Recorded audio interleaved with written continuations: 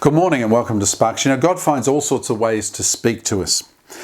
When Becky Smith Greer was growing up in North Carolina, she pretended she was Princess Rose and would someday marry the man of her dreams. Well, following a college romance, she married Sonny Smith, who became more than the husband of her fairy tale fantasy. He actually became her best friend and the loving father of her two children. Well, the Smiths became teachers in Hendersonville, North Carolina. Sonny was a high school band director and Becky taught kindergarten. Then Becky's idyllic life was shattered when she heard the words, "There's been an accident." In one swift movement, she lost half of her family. Her son and her husband and her 12-year-old son, Greg, had died in a plane crash. Two others had also perished. Sonny's 26-year-old nephew, Richard, and his brother-in-law, Jack, was the pilot of a single-engine aircraft. So, about 12 months after that, Becky writes, "My will to survive was almost gone. When I tried to sleep, visions of blood and twisted metal invaded my dreams. And finally, I threw back the covers and I stumbled through the darkness to Greg's room. In utter desperation, I screamed, 'God, if you're there, if you're real, you've got to help me. I can't go on like this.'" Well, not long after that frightful night, God did come to visit her and speak to her in an unexpected way, time and place. He slipped quietly in on the steps of a little boy in her class. The little boy's name was Mark. And she looked to see Mark was chasing several girls with a stick, but Mark was so tiny.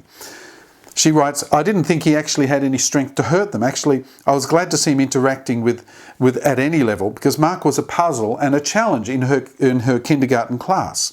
His frail body was spaghetti thin, his brown eyes hauntingly blank.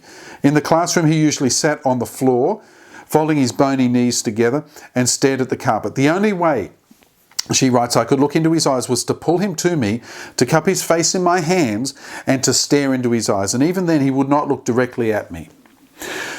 Then she said to Mark one day, "You know, Mark, I had a little boy just like you. His name was Greg, but I don't have him anymore. He died." And Mark looked up at me and said, as I talked, and he began to listen, and she said this, "Greg loved Matchbox cars. Do you like Matchbox cars?"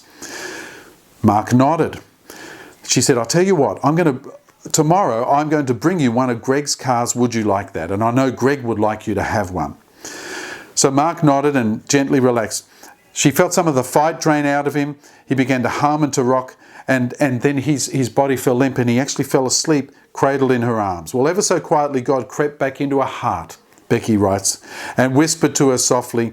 She said, "Becky, you're just like Mark. I've tried to talk to you all these months. You wouldn't hear me. It's okay. I know you're hurt. I've just had to hold you tightly and calm you down. If you let me now, I'll cradle you in my arms and you can rest. You can trust me. I won't let you go." What a beautiful story. And if you've gone through some sort of hurt, the Lord wants to gather you in his arms. He says, "Come to me, you who are wearied and burdened." He wants to hold you and he wants to whisper in your ear and calm you down and love you. You can rest in him. So today, if you're nursing hurts, don't nurse them, don't curse them, don't rehearse them. Hand them over to the Lord and he will cradle you in his arms and love you. God bless you. We'll see you tomorrow on Sparks.